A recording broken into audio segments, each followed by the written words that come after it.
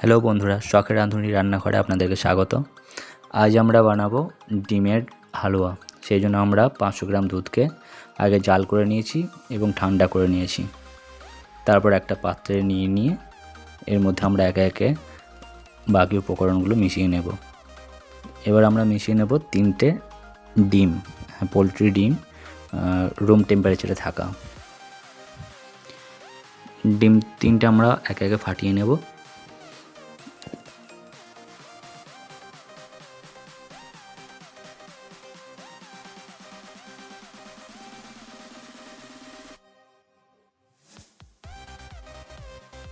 ডিমটা ফাটানো হয়ে গেলে ডিমটা আমরা ওই দুধের সঙ্গে মিশিয়ে নেব।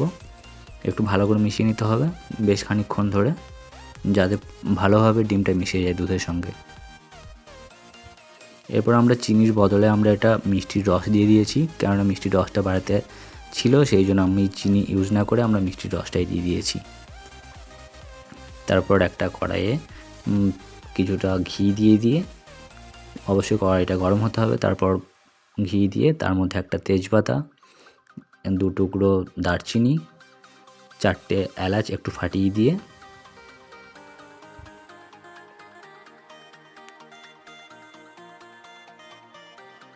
তারপর একটু নাড়াচাড়া করে যে দুধটা আমরা মিশিয়ে রেখেছিলাম ডিমের সঙ্গে, সেই দুধটা আমরা কড়াইয়ে দিয়ে দেব। এবার তারপর আমরা আস্তে আস্তে কন্টিনিউ এটাকে চালাতে থাকবো, যাতে তলায় লেগে না যায়। যেহেতু ডিম আছে সেই জন্য এটা তলায় লেগে যেতে পারে।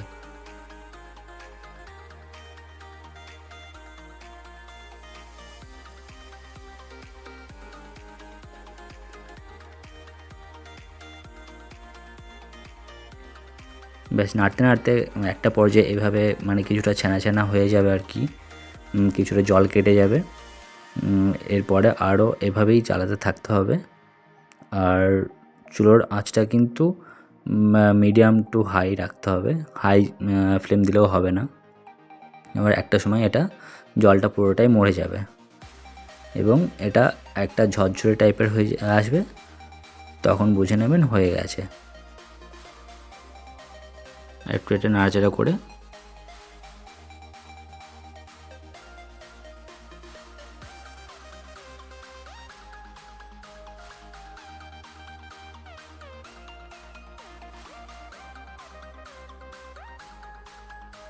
এখন এটা হয়ে গেছে, তো আমি এটা নামিয়ে নিয়েছি। নামানোর পরে একটা প্লেটে আমরা এটাকে সার্ভ করে নেব।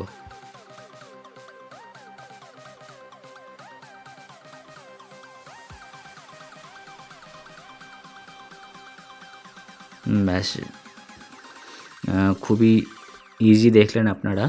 তো যদি ভিডিওটা ভালো লেগে থাকে তাহলে প্লিজ চ্যানেলটাকে সাবস্ক্রাইব করবেন এবং একটা লাইক দেবেন। অবশ্যই কমেন্ট করে জানাবেন কেমন হয়েছে, আর আপনারাও বাড়িতে ট্রাই করে দেখতে পারেন, অবশ্যই ভালো হবে। আর ভালো হলে অবশ্যই একটা কমেন্ট করে জানাবেন যে কেমন হয়েছিল। Thank you.